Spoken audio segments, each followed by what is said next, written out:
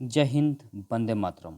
स्वागत है आप सभी का टारगेट विथ राकेश में। तो आ गए हैं आपके अपने राकेश सर, ऑफलाइन के साथ साथ ऑनलाइन भी। तो फिर से मैं उपस्थित हो चुका हूं जीएस का 25 क्वेश्चन लेकर, जो बिहार दरोगा, बिहार पुलिस, एसएससी जीडी के लिए काफ़ी इंपॉर्टेंट साबित होगा। ठीक है, चलिए शुरू करते हैं दोस्तों। क्वेश्चन फर्स्ट है, निम्न में कौन सा संघ नहीं है, संघ सूची का विषय है। निम्न में कौन सा संघ सूची का विषय है? कि कौन सा संघ सूची? अब बताइए इसमें संघ सूची का विषय कौन होगा, बताइए। ऑप्शन ए में है रेल पुलिस, बी में ग्रामीण पुलिस, सी में प्रादेशिक लोक सेवा, डी में निर्यात शुल्क। बताइए क्या होगा इसका आंसर। संघ सूची देखिए, समवर्ती सूची में संघ सूची, राज्य सूची और सॉरी 7वीं अनुसूची में संघ सूची, राज्य सूची और समवर्ती सूची की चर्चा है। ठीक है ना। तो संघ सूची में कितने विषय है? 100। राज्य सूची में कितने विषय है बताइए? 61। और समवर्ती सूची में कितने विषय है? 52। तो संघ सूची में कितने विषय है? 100। इसमें से कौन सा है जो संघ सूची का विषय है बताइए। अब देखिए संघ सूची के आंसर इसका क्या होगा? निर्यात शुल्क। देखिए रेल पुलिस किसका है विषय? ये राज्य का, राज्य सूची का। ग्रामीण पुलिस किसका विषय है? राज्य सूची का। प्रादेशिक लोक सेवा की सूची का विषय है? राज्य सूची का। देखिए तीनों राज्य सूची का विषय है, जबकि निर्यात शुल्क किसका है? तो यह संघ सूची का विषय है। ठीक है ना। याद रखिएगा, संघ सूची में 100 विषय, राज्य सूची में 61 विषय और समवर्ती सूची में 52 विषय। संघ सूची, राज्य सूची, समवर्ती सूची की चर्चा किस किस अनुसूची में है? तो 7वीं अनुसूची में है। ठीक, 7वीं अनुसूची कहाँ से ली गई है? ऑस्ट्रेलिया से ली गई है। शुरू करते हैं अगला क्वेश्चन। चलिए आगे वाला क्वेश्चन 2 नंबर। नए राज्यों की स्थापना तथा वर्तमान राज्यों के क्षेत्रफल, सीमा अथवा नामों में परिवर्तन किस अनुच्छेद के तहत होता है? नए राज्यों के जैसे स्थापना करना है, सीमा में नाम चेंजिंग करना है, सीमा में चेंजिंग करना है। ठीक है ना। तो इस किस अनुच्छेद के तहत? 2, 3, 4, 5 बोलिए क्या होगा इसका आंसर। चलिए तो दोस्तों, जो मेरे चैनल पर नए होंगे वो सब्सक्राइब जरूर करेंगे और दोस्तों के साथ शेयर जरूर करेंगे। ठीक है, चलिए तो इसका आंसर क्या होगा? 3। अनुच्छेद 3 के तहत नए राज्यों के क्षेत्रफल और सीमा अथवा नामों में परिवर्तन किया जाता है, जबकि अनुच्छेद 2 के तहत क्या किया जाता है? नए राज्यों का प्रवेश या स्थापना कराया जाता है। ठीक है ना। अनुच्छेद 5 में क्या है? नागरिकता की चर्चा। अनुच्छेद 5 से लेकर 11 तक नागरिकता की चर्चा है। चलिए अगला क्वेश्चन देखिए। नागरिक संशोधन अधिनियम 2019 में किन देशों के हिंदू, बौद्ध, जैन, पारसी तथा ईसाई नागरिकों को भारत की नागरिकता प्राप्त करने का प्रावधान नहीं है? बताइए। नागरिकता संशोधन अधिनियम 2019 आया था, काफ़ी विवादित कानून था ये। ठीक है ना। हिंदू मुस्लिम में काफ़ी विरोध देखने को मिला था। ठीक है ना। तो बोलिए किस देश को? पाकिस्तान, बांग्लादेश, अफगानिस्तान, मालदीव। बोलिए कौन से देशों को है? तो 3 देश तो सही है, पाकिस्तान होगा, बांग्लादेश, अफगानिस्तान, मालदीव नहीं होगा। इसका आंसर क्या होगा? मालदीव। पाकिस्तान, बांग्लादेश और अफगानिस्तान से कोई भी अगर अल्पसंख्यक आते हैं तो भारत उनको क्या देगा? नागरिकता देगी। इसको लेकर काफ़ी विवाद छिड़ा हुआ था। तो इस क्वेश्चन को पुस्तक बने से डायरी में नोट करके देख लीजिएगा, याद कीजिएगा। आगे, भारतीय संविधान में मूल कर्तव्य, देखिए मूल कर्तव्य को किस संशोधन द्वारा जोड़ा गया?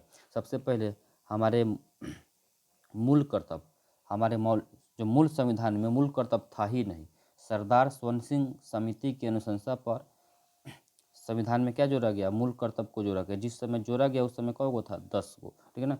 तो सरदार स्वर्ण सिंह समिति की अनुशंसा पर 42वां संविधान संशोधन 1976 के द्वारा संविधान में क्या जोड़ा गया? मूल कर्तव्य को जोड़ा गया। ठीक है ना। वर्तमान में मूल कर्तव्य कौ गो है? 11 गो है। मूल कर्तव्य कहाँ से लिया गया है? रसिया से लिया गया है। ठीक है ना। 11वां मौलिक कर्तव्य क्या है आपका? कि ये 11वां मौलिक कर्तव्य है कि प्रत्येक माता पिता का उत्तरदायित्व है, जवाबदेही है कि आप अपने बच्चे को कहाँ भेजेंगे? स्कूल भेजेंगे, 6 से 14 वर्ष के बच्चों को। ठीक है। 44वां संविधान संशोधन 1978 के द्वारा संपत्ति के अधिकार को क्या किया जाएगा? ये मौलिक अधिकार से हटाकर कानूनी अधिकार में अनुच्छेद 300 का ए में रख दिया गया। 86वां संविधान संशोधन 2002 के तहत 6 से 14 वर्ष के बच्चों के लिए अनिवार्य एवं निःशुल्क शिक्षा का प्रावधान किया गया। 61वां 1989 के द्वारा मतदाताओं की उम्र सीमा कितना से 21 वर्ष से घटाकर 18 वर्ष किया गया। ठीक है ना। तो इससे क्वेश्चन ही बड़ी इंपॉर्टेंट है, आप लोग इसको देखते रहिएगा। चलिए, राष्ट्रपति के प्रसाद पर्यंत पद धारण करने वाले पदाधिकारी निम्न में से कौन नहीं है? बताइए। आंसर इसका दीजिए ABCD। क्या इसका आंसर क्या होगा? चलिए, तो इसका आंसर क्या होगा बताइए। तो इसका आंसर होगा डी। देखिए, कौन से ऐसे व्यक्ति हैं जो राष्ट्रपति के प्रसाद पर्यंत गद्दी पर बैठे रहेंगे? ठीक है ना, जब भी चाहेंगे राष्ट्रपति उसको हटा सकते हैं, नहीं उनकी प्रसाद पर्यंत। तो संघ के मंत्री, ठीक है, कोई भी मंत्री कितने दिन तक रहेंगे? ये किसके हिसाब से? राष्ट्रपति के हिसाब से। जब चाहेंगे राष्ट्रपति इधर उधर कर सकते हैं, आपको हटा सकते हैं। राज्यों के राज्यपाल, राष्ट्रपति जब चाहें तो आपको इस राज्य के राज्यपाल से हटाकर अगले राज्य दूसरे राज्य में बना सकते हैं। ठीक है ना, तो राज्यपाल का कोई फिक्स नहीं है, टाइम टेबल फिक्स नहीं है, जब चाहेंगे राष्ट्रपति इधर से उधर कर सकते हैं। भारत का महान्यायवादी अटॉर्नी जनरल ऑफ इंडिया, जिसकी नियुक्ति अनुच्छेद 76 के तहत भारत कौन करते हैं? राष्ट्रपति करते हैं। कि इनका भी आजकल कोई फिक्स नहीं है, क्योंकि ये बेचारे सरकारी वकील के साथ साथ प्राइवेट वकील भी होते हैं। आपको अगर पैसा है तो आप भी भारत के जो महान्यायवादी हैं, अभी वर्तमान में के वेणुगोपाल साहब हैं, उनसे अपना आप केस लड़वा सकते हैं, उनसे लड़वा सकते हैं। ठीक है ना, तो इसलिए इनका भी कोई डेट और टाइम फिक्स नहीं है, लेकिन नियुक्ति कौन करता है? राष्ट्रपति करता है। नियंत्रक एवं महालेखा परीक्षक कैग, ठीक है ना, देखिए कैग अनुच्छेद 148 के तहत, ठीक है ना, अनुच्छेद 148 के तहत नियंत्रक एवं महालेखा परीक्षक, इनका कार्यकाल फिक्स होता है 6 या 65। नियुक्ति करते हैं राष्ट्रपति 6 साल, या उम्र अधिकतम उम्र कितना? 65 वर्ष, तो याद रखिएगा। तो 5। छठा, भारतीय मानक समय रेखा एवं कर्क रेखा एक दूसरे को कहाँ पर काटती है? बताइए। आप बताए होंगे मानक समय रेखा और कर्क रेखा। भारत के मानक समय रेखा क्या है? 82.5 पूर्वी देशांतर रेखा, जो इलाहाबाद के नैनी से होकर गुजरती है। कितने राज्य से होकर गुजरती है? 5। जबकि कर्क रेखा भारत के 8 राज्य से होकर गुजरती है। मित्र पर गमछा झार, मिजोरम, त्रिपुरा, पश्चिम बंगाल, राजस्थान, गुजरात, मध्य प्रदेश, छत्तीसगढ़ और झारखंड। तो मानक समय रेखा और कर्क रेखा एक दूसरे को किस जगह पर काटती है? तो छत्तीसगढ़ में। कहाँ पे? छत्तीसगढ़ में। ये क्वेश्चन आप याद करके रखिएगा। चलिए आगे। 7वां, निम्न में से किस मृदा को स्वतः जुताई वाली मृदा कहा जाता है? बहुत ही बेहतरीन क्वेश्चन। किस मृदा को स्वतः जुताई वाली मृदा कहा जाता है? बताइए इसका आंसर क्या होगा। चलिए ABC तीन ऑप्शन दिए हैं आपको। चलिए, तो इसका आंसर होगा काली मिट्टी। काली मिट्टी को हम लोग रेगुर मिट्टी भी कहते हैं। ठीक है ना, काली मिट्टी को हम लोग क्या बोलते हैं? रेगुर मिट्टी भी बोलते हैं। इसको स्वतः जुताई वाली मृदा भी कहा जाता है। जलोढ़ मिट्टी, भारत में सबसे ज़्यादा कौन सा मिट्टी पाई जाती है? तो जलोढ़ मिट्टी। देखिए लेटराइट मिट्टी, सी में लेटराइट मिट्टी या बलुई दोमट मिट्टी। देखिए लेटराइट मिट्टी कहाँ पे? बताइएगा, लेटराइट मिट्टी में कौन सी फसल उगाई जाती है? आप कमेंट बॉक्स में जरूर जवाब दीजिएगा। चलिए आगे। 8वां, कत्था, लोग पान खाते होइएगा, कत्था बनाने हेतु किस वृक्ष की लकड़ी का प्रयोग किया जाता है? बताइए। खेजड़ी का, खैर का, साल का, सागौन का, किसका? बताइए। कत्था, पान जो खाते हैं कत्था आता है ना, किसका होता है? बताइए। चलिए, तो इसका आंसर क्या होगा? बी, खैरा। खैरा या खैरबात, ठीक है ना, खेजड़ी नहीं, साल नहीं, सागौन नहीं। ठीक है ना, कत्था बनाने के लिए किस वृक्ष के लकड़ी का प्रयोग किया जाता है? खैर या खैरा। भारतीय वन प्रबंधन संस्थान कहाँ है? बताइए। भारतीय वन प्रबंधन संस्थान कहाँ है? बताइए। तो भोपाल में। कहाँ पे है? भोपाल में है। ठीक है ना, पूछेगा देहरादून में क्या? राष्ट्रीय वन अनुसंधान संस्थान कहाँ है? देहरादून। ठीक है ना, कृषि अनुसंधान संस्थान नई दिल्ली। ठीक है ना। चलिए आगे। किस पर्यावरण कार्यकर्ता को वृक्ष मानव कहा जाता है? बताइए। किस पर्यावरण कार्यकर्ता को वृक्ष मानव? बताइए, बहुत ही बेहतरीन क्वेश्चन है। वृक्ष मानव कहा जाता है, बताइए। ABCD क्या होगा इसका answer? Chandi Prasad Bhatt, Sundarlal Bahuguna, M S Swaminathan, Shakuntala Devi. बताइए। तो इसका आंसर होगा चंडी प्रसाद भट्ट। ये चिपको आंदोलन से संबंधित व्यक्ति थे। हालांकि इस चिपको आंदोलन के संस्थापक कौन थे? सुंदरलाल बहुगुणा। ठीक है ना। MS स्वामीनाथन। भारत में हरित क्रांति के संस्थापक ये जन्मदाता भारत में किनको माना गया है? MS स्वामीनाथन को। शकुंतला देवी, कंप्यूटर मानव के नाम से किनको जाना गया है? शकुंतला देवी को। ठीक है ना। चंडी प्रसाद भट्ट, इनको क्या माना जाता है? वृक्ष मानव। चंडी प्रसाद भट्ट, महेश भट्ट, मुकेश भट्ट, आलिया भट्ट, नाम सुने होइएगा, सब भट्ट परिवार से ही आते हैं। चलिए आगे। निम्न में कौन DC को AC में बदल देता है? DC नहीं, डायरेक्ट करंट को अल्टरनेटिव करंट में कौन बदलता है? बताइए। रेक्टिफायर, इन्वर्टर, ट्रांसफार्मर, इनमें से सभी। बताइए। तो इसका आंसर क्या होगा? DC को AC में बदलता है तो इन्वर्टर। आप घर में जो इन्वर्टर लगता है बैटरी से चार्ज होता है, ठीक है ना। और ये क्या करता है इन्वर्टर, डायरेक्ट डीसी को किस में बदल देता है, एसी में। तभी ना आप मोबाइल वगैरह चार्ज टीवी सीडी चला लेते हैं, ठीक है ना। रेक्टिफायर, इसका काम क्या है, एसी को डीसी में बदलना। देखिए रेक्टिफायर एसी को डीसी में बदलेगा, जबकि इन्वर्टर डीसी को एसी में बदलेगा। ट्रांसफार्मर वोल्टेज एसी वोल्टेज जो वोल्टेज को अप डाउन करेगा, ये कम कर सकता है या बेसी कर सकता है ट्रांसफार्मर, ठीक, अप डाउन करना काम। चलिए आगे, दाब बढ़ाने पर बर्फ के गलनांक पर क्या प्रभाव पड़ेगा, बताइए। अगर हम दाब को, आप दिमाग सीधे से दिमाग लगाइए कि अगर हम दाब को बढ़ाएंगे, मान लीजिए कि बर्फ़ का टुकड़ा है, ऊपर से प्रेशर क्या करेंगे, ऊपर से प्रेस डालेंगे, तो प्रेस डालेंगे तो क्या होगा, तो बर्फ़ की गलनांक पर क्या प्रभाव पड़ेगा, अपरिवर्तित रहेगा, घटता है, बढ़ता है, बताइए क्या होगा। तो बर्फ़ जब जोर से दब जाएगी तो उसका क्या होगा, गलनांक क्या होगा, घटता है, ठीक है ना। क्या होगा, गलनांक उसका घटता है, याद रखिएगा। चलिए आगे, लोहे की अधिकता से कौन सी बीमारी होता है, बताइए। ABCD, सिरोसिस, इटाई मिनीमता, इनमें से कोई नहीं, बताइए। लोहा की अधिकता, हमारे शरीर में लोहा की अधिकता अगर हो जाए तो उससे कौन सा बीमारी होगा, बताइए। सिरोसिस, इटाई मिनीमता, डी, इनमें से कोई नहीं। तो लोहे की अधिकता, देखिए अगर लोहे की कमी होता तो एनीमिया होता।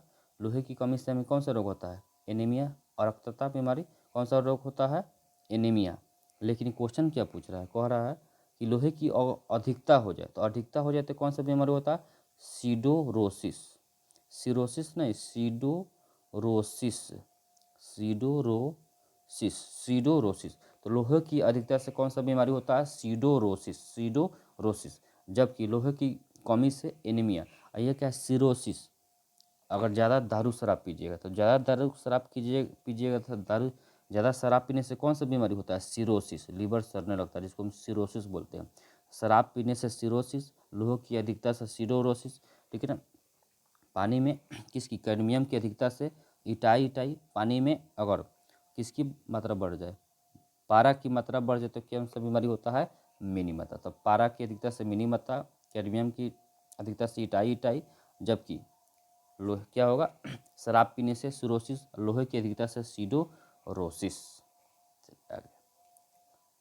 क्वेश्चन, वायु पुराण में किस वंश का उल्लेख है, वायु पुराण पढ़े होइएगा, मत्स्य पुराण, वायु पुराण, बहुत सारा पुराण है। तो वायु पुराण में किस वंश का उल्लेख है, तो ABCD क्या होगा इसका आंसर, गुप्त काल। वायु पुराण में किस वंश का उल्लेख है, गुप्त काल का, ठीक है ना। जबकि विष्णु पुराण में किसका, मौर्य काल का। चाणक्य के अर्थशास्त्र पुस्तक में भी मौर्य काल का चर्चा। हर्यक वंश नहीं, हर्यक वंश के संस्थापक कौन थे, बिंबिसार। आगे, महात्मा बुद्ध के जीवन की घटनाएं एवं उनके प्रतीक निम्न में कौन सा बेमेल है, ईमेल नहीं, बेमेल, कौन सा बेमेल, बताइए। महात्मा बुद्ध के जीवन से घटनाएं एवं उनके प्रतीक चिन्ह, बताइए। हाथी क्या है, उनके प्रतीक है, हाथी, जन्म, मृत्यु, बताइए। तो हाथी गर्भ में आने का बात सही है। जन्म कमल का, ठीक है, प्रतीक अच्छा है। कमल का प्रतीक क्या है, जन्म का। स्तूप किसका है, इनके मृत्यु का, बात तो सही है। तीनों क्या, इसका आंसर क्या होगा, डी। तो मृत्यु स्तूप का, जन्म कमल का, जबकि हाथी गर्भ में आने का, ठीक है ना। याद रखिएगा, महात्मा बुद्ध से क्वेश्चन है। चलिए आगे, शेख निजामुद्दीन औलिया का दरगाह कहाँ पर स्थित है, देखिए निजामुद्दीन औलिया, शेख निजामुद्दीन औलिया, यही निजामुद्दीन औलिया ने किसको कहा था, फिरोज शाह तुगलक को कहा था, हुनूज दिल्ली दूर आस्त, दिल्ली अभी दूर है, ठीक है ना।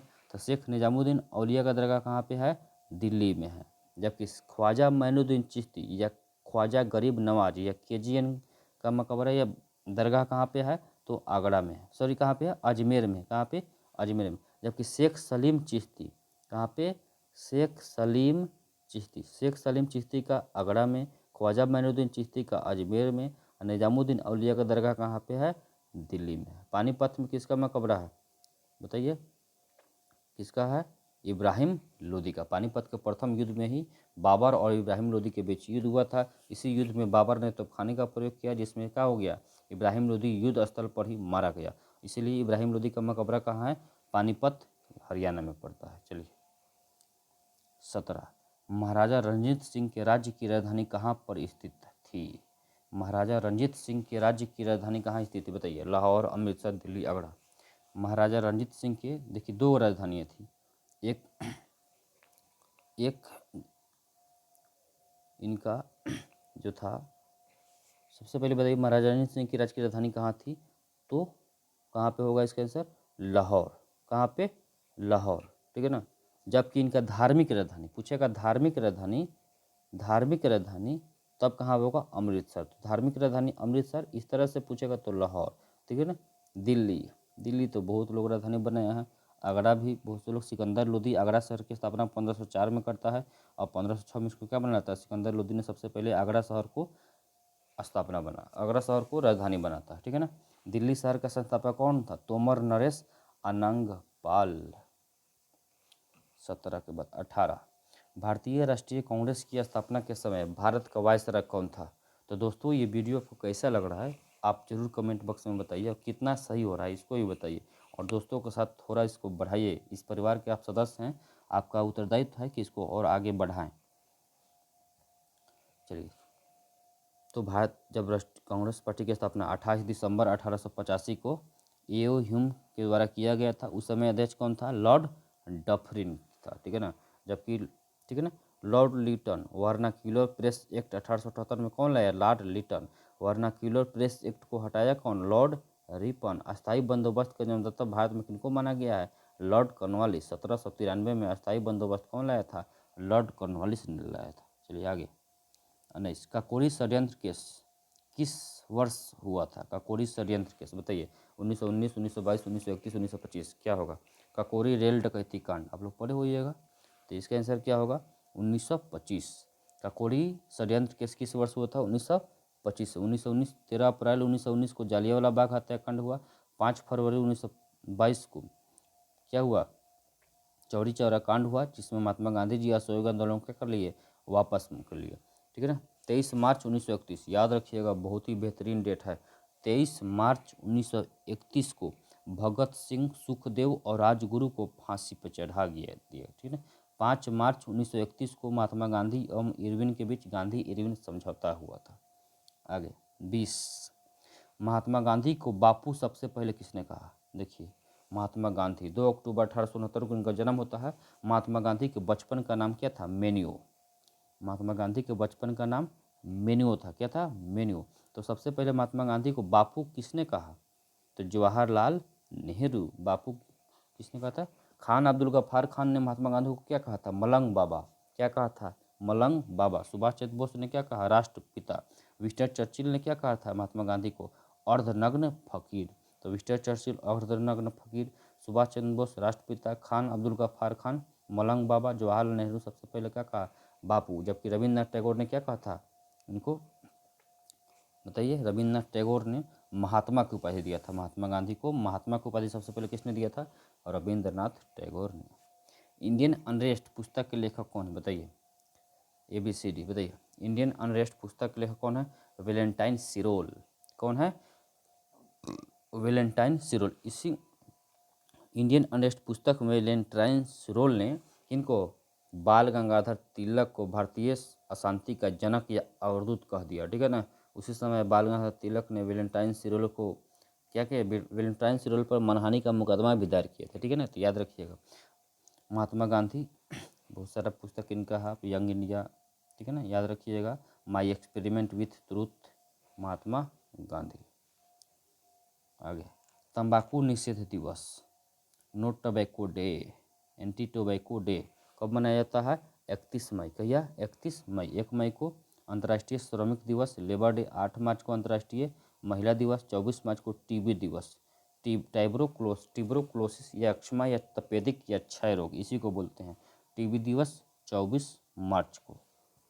चलिए आगे, लावनी और तमाशा किस राज्य का लोक नृत्य है? लावनी और तमाशा बताइए। लावनी और तमाशा किस राज्य का लोक नृत्य है? तमाशा तो सबको मालूम होगा भाई, ABCD क्या होगा? इसका आंसर B, महाराष्ट्र। लावनी और तमाशा किस राज्य का लोक नृत्य है? महाराष्ट्र का, याद रखिएगा। चलिए आगे 23, 24, हाल ही में किस देश ने भारत को S-400 एयर डिफेंस सिस्टम की सप्लाई शुरू कर दी? बताइए। S-400 एयर डिफेंस सिस्टम की सप्लाई शुरू कर दी किस देश ने, तो रसिया ने। ठीक है, राफेल फ्रांस से आया है। चिनूक और अपाची हेलीकॉप्टर कहाँ से, अमेरिका से। चिनूक और अपाची हेलीकॉप्टर भारत कहाँ से लाया है, अमेरिका से। जबकि S-400 मिसाइल रसिया से, जबकि राफेल विमान फ्रांस से। सब क्वेश्चन याद रखिएगा।